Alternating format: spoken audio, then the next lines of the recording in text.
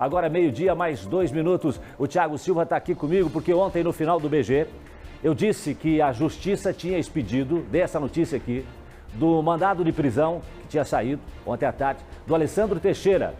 Ele é o motorista da BMW que atropelou o motociclista Luiz Castro Stresser na rodovia dos Minérios. Luiz morreu na hora do acidente. Foi no sábado passado. Pois bem, hoje ele se apresentou à delegacia. O nosso Thiago Silva e o Luciano Chinasso estão em Rio Branco do Sul e o Sandrinho, Thiago, se apresentou, deve ficar preso por quanto tempo? Qual é a informação que você tem aí de Rio Branco do Sul nesse momento? Boa tarde para você, seja bem-vindo. Oi, Jasson, boa tarde para você, boa sexta-feira para quem está acompanhando aqui o Balanço Geral. Se apresentou sim, ô Jasson, como você disse, trabalho aqui da Delegacia de Rio Branco do Sul, o delegado responsável pela investigação, Dr. Gabriel, entendeu que depois de ouvir testemunhas seria necessária a prisão do Alessandro, do Sandrin. Ele pediu a prisão junto ao Ministério Público, essa prisão foi concedida, a polícia realizou buscas aqui na região e hoje pela manhã, se antecipando até a chegada da polícia, os advogados aqui, o doutor Cláudio Daledoni, apresentou o Alessandro. Aliás, o Alessandro resolveu inclusive, ô Jasson, prestar o depoimento à polícia. Na segunda-feira ele veio aqui de forma voluntária, se apresentou à autoridade policial, naquele momento não teve condições de ser ouvido, estava abalado com tudo o que aconteceu e hoje, da apresentação dele aqui à delegacia de Rio Branco do Sul, ele resolveu abrir o coração. Ele contou para a autoridade policial como foi que tudo aconteceu. Doutor Daledoni, o que o seu cliente disse? Boa tarde. Boa tarde. Ele se apresentou espontaneamente na segunda-feira, então logo feito um contato telefônico com a autoridade policial, doutor Gabriel, e conforme nós havíamos marcado, ele se apresentou na segunda-feira. O doutor Gabriel achou por bem, ele não tinha condições nenhuma de ser interrogado naquele momento, muito abalado psicologicamente. No decorrer da semana, entramos em contato com os advogados da família, nos disponibilizando para fazer frente a eventuais necessidades da família. Todas as condolências da equipe de advogados, da família do Alessandro, a essa fatídica morte. E no transcorrer da semana, achou por bem a autoridade policial em pedir a prisão preventiva dele. A autoridade judicial, o juiz da comarca, decretou a prisão. Soubemos da prisão, sempre em contato com o delegado, colocando Alessandro e toda a defesa técnica dele para suprir qualquer necessidade que houvesse. Imediatamente, cientes da decretação da prisão, fizemos contatos e marcamos que apresentaríamos ele hoje. Sabendo da prisão, apresentou. E já restabelecido, pelo menos um pouco, em condições de falar alguma coisa sobre o ocorrido, o Alessandro, indagado pela autoridade policial, disse espontaneamente que pretendia falar sobre pontos do acidente. Um dos pontos ele estaria embriagado? Essa informação de uma testemunha teria dito que ele bebeu. Ele falou se no dia do acidente ele teria consumido algum tipo de bebida alcoólica, doutor Daledoni? Ele não estava sob efeito de álcool no momento do acidente. Ele ingeriu bebida alcoólica à noite em sua casa. Ele não ingeriu bebida alcoólica. A testemunha, são testemunhos que veio uma vez, veio a segunda vez, pode ser que venha a terceira, pode ser que seja requerido a ele uma acariação. Temos que ver, eu não tive acesso nenhum. A imprensa teve acesso, mas eu não tive acesso a nenhuma peça, sequer a instauração da portaria do inquérito policial. E mesmo assim, estou apresentando. O que as testemunhas dizem numa fase policial, nós vamos aí, durante a instrução criminal, ver se realmente é isso que ele disse. Outra coisa, ele também falou sobre essa contramão de direção. Vamos tirar esse mito, né? Se mistifica. Você está mostrando a imagem, tem a imagem do acidente. Como é que foi a dinâmica ali? O que ele disse da dinâmica do acidente?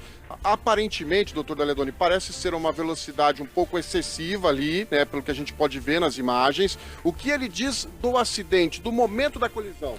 Veja, são especulações. A velocidade estava em alta velocidade, estava embriagado, são especulações.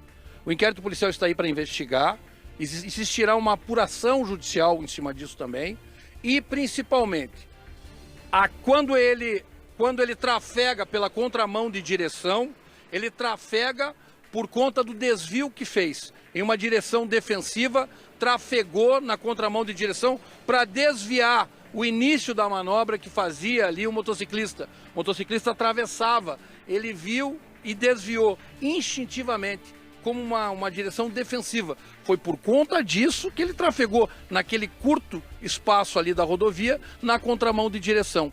No mais, são especulações da imagem. Por isso que nós temos o devido processo legal. Dever da imprensa, todo respeito em absoluto. Dever da imprensa noticiar. Pode-se até especular. Também é coisa da imprensa. Entretanto, quem investiga, quem decreta, quem diz o que aconteceu, não é o jornalista, não é o apresentador, não é o produtor. Inquérito policial, juiz de direito, promotor de justiça, julgamento. Daledoni está com a gente aqui. Eu sei que tem uma colocação dos estúdios do Balanço Geral. O Jasso Goulart tem uma dúvida. Pois não, doutor Daledoni está te escutando. Jasso. Ok, boa tarde, doutor Daledoni. O seu cliente já prestou algum tipo de ajuda à família desse trabalhador? Vocês pretendem dar algum tipo de ajuda à família deles? Já fizeram algum contato com eles, doutor Daledoni? Jasson, eu já falei, inclusive agora, nessa sonora que eu estou prestando para vocês aqui, e vou falar de novo em alto e bom som. O meu núcleo de direito privado, quem trata de direito civil, entrou em contato com o advogado da família. Foi marcada uma reunião. Essa reunião não aconteceu. Nós colocamos à disposição para fazer frente a essas primeiras despesas. Eu sei que são difíceis, se trata de uma família de trabalhadores honestos. Nós estamos à inteira disposição. Só que eu não posso entrar, Jasson, em contato com a família porque tem advogados constituídos. Os advogados constituídos, ao que tudo indica, eles não estão interessados em fazer com que a família do Alessandro dê algum conforto financeiro para a família enlutada. E isso é muito ruim, né? Agora, foi entrado em contato com os advogados da família, temos isso tudo documentado e estamos à disposição. Saiba a família, cobre do seu advogado que nós estamos à disposição, mas não está havendo muito interesse. Não sei, pode ser, né? Eu vou especular aqui, que também não tenho certeza. Mas pode ser que os advogados queiram esse frenesi. Olha, não está ajudando. Pode ser que eles queiram essa polêmica. Mas tem que esquecer essa polêmica. Isso aí é um caso criminal que a justiça vai decidir. E a família precisa desse conforto financeiro. E nós estamos à inteira disposição. Família enlutada, se estiverem me ouvindo, cobrem dos seus advogados. Eu não posso entrar em contato direto com a senhora, com os filhos, com os parentes. Por quê? Porque eu vou infringir um dever ético. Então, o advogado, ou procure um advogado civilista para entrar em contato com o nosso jurídico civil, porque o advogado criminalista, ele não está dando resposta. E a família, com certeza, passando necessidade. Tá bom.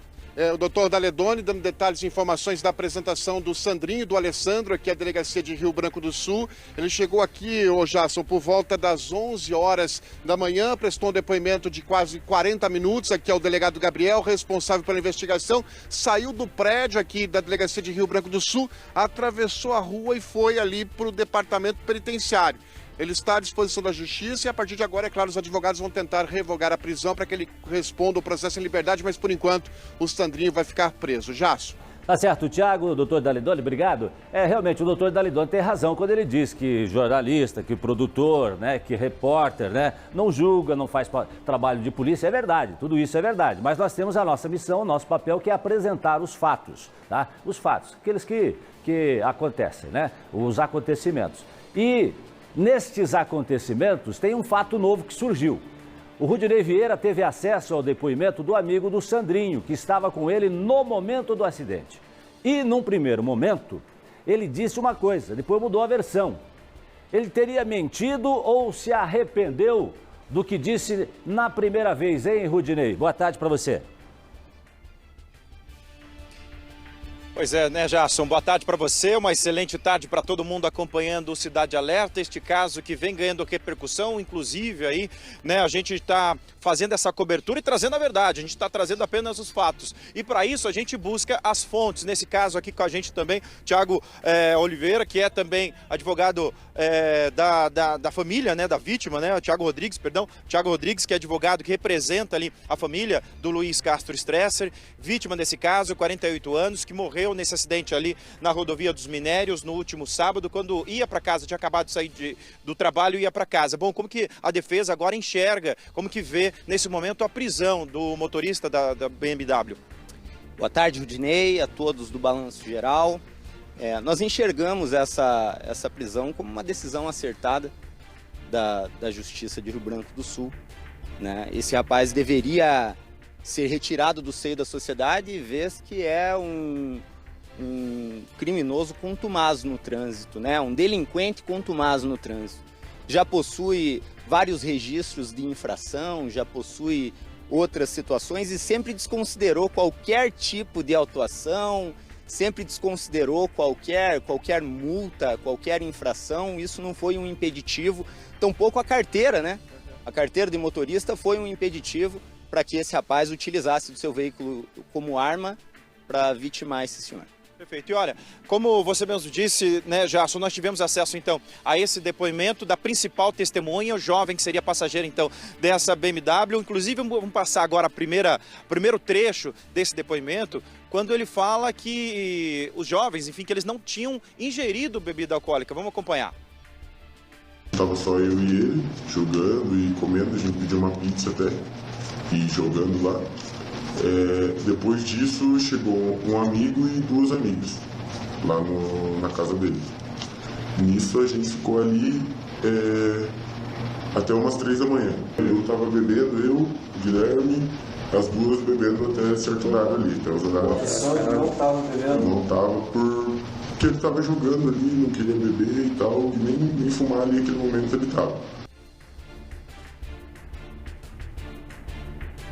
Olha, o Balanço Geral teve acesso então com exclusividade, trazemos em primeira mão já esse depoimento, inclusive essa contradição. Num segundo momento, ele admite que não falou a verdade no primeiro depoimento. Escuta só.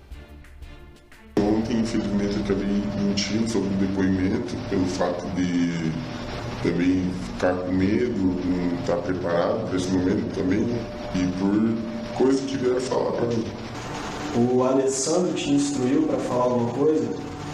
Na verdade, ele meio que pegou e falou que vai lá, fale que eu não estava bebendo e tal. E você falou do advogado dele, o advogado dele entrou em contato com você? Sim, acabou mandando uma mensagem perguntando e tal, se eu viria aqui, e daí acabei contando a história para ele e ele falou só para eu prestar meu depoimento. E ó, a gente continua nesse depoimento, viu, Jasson, destacando que nós estamos preservando a identidade dessa testemunha por vários motivos. Um deles é, obviamente, para preservar, afinal de contas, ele voltou lá, teria então falado a verdade, e nesse terceiro momento, nessa terceira parte desse depoimento, ele abre o jogo. Ele fala que realmente os dois teriam bebido, ou seja, eles estariam alcoolizados quando o acidente aconteceu. Escuta só. Eu estava em casa. Por volta das 1h30, 2 horas da manhã, por aí, eu acabei mandando mensagem para ele. Sábado, no dia 26. E para os amigos que estavam juntos, falando para ir para um rolê no Centro Alto ali. E nisso a gente foi para lá, com os amigos e tal, e ficamos lá. Bebida alcoólica ingerimos. O que vocês beberam? Foi vodka com energético. Todo mundo bebeu? O Alessandro bebeu? Todo mundo bebeu. O Alessandro, inclusive. Vale destacar, viu, Jasson, toda a nossa audiência, que o acidente aconteceu por volta das 11h30 da manhã, quando ali o Luiz Castro Stresser, 48 anos, tinha acabado de sair do trabalho e se encaminhava para casa para almoçar. Bom, o depoimento dessa testemunha, nesse caso até agora, sendo como a principal testemunha do caso, o que pode mudar a partir de agora? Como que vocês veem esse depoimento e essa mudança do que ele diz? Veja só, Rudinei, a hora que a corda aperta, a hora que de fato a situação começa a ganhar uma proporção, né, maior do que até então estava sendo proposto, a verdade começa a aparecer, os fatos começam a ficar mais claros, mais transparentes. Esse rapaz, após conversar com seus familiares, ele até cita no começo do seu depoimento, falando que teria conversado com o Alessandro, teria conversado inclusive com a defesa do Alessandro, né, que falou para ele se dirigir até lá e prestar os esclarecimentos. Eu quero deixar claro que ele não cita aqui que ele foi instruído para isso, mas ele fala assim que conversou com o Alessandro e que o Alessandro teria falado para ele que era para dizer que ele não teria bebido.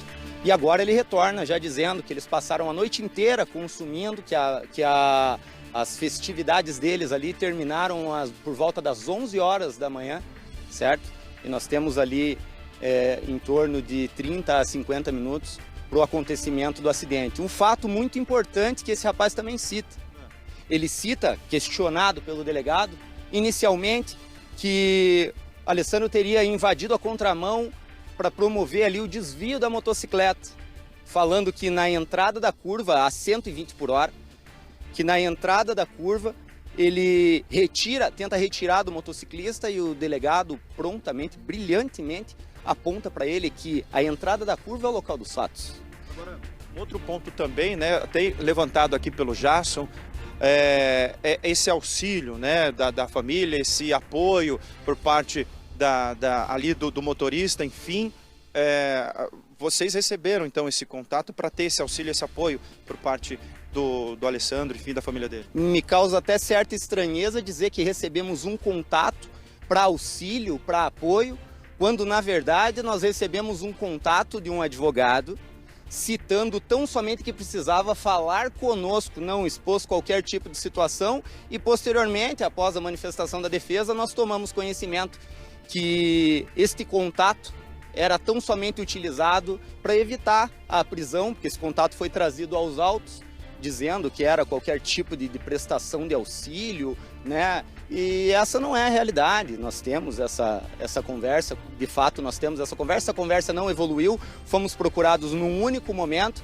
falando que precisava manter esse contato, e posterior a isso, quando entramos em contato com a família, que já está muito abalada, friso, temerosa, inclusive pela sua vida, pelas informações que recebeu naquele local do acidente, eles também receberam essa informação com certo temor, e quando retornamos para que pudéssemos conversar, evoluir nessa conversa, descobrimos que essa era tão somente uma situação para endossar a não prisão desse rapaz. Perfeito. Tá, então já são aqui os advogados de defesa, né, que representam então a família do Luiz Castro Stresser, motociclista que infelizmente perdeu a vida nesse acidente ali na rodovia dos Minérios no último sábado. Ok, obrigado Rudinei, obrigado também aos advogados, né? A gente vai voltar nesse caso com o Thiago Silva, porque o Thiago está com o delegado. Nós ouvimos os advogados dos dois lados e agora a gente está com o delegado lá, com o Thiago Silva, que vai trazer novidades e vai apresentar o que a polícia vai fazer daqui para frente. Já volto.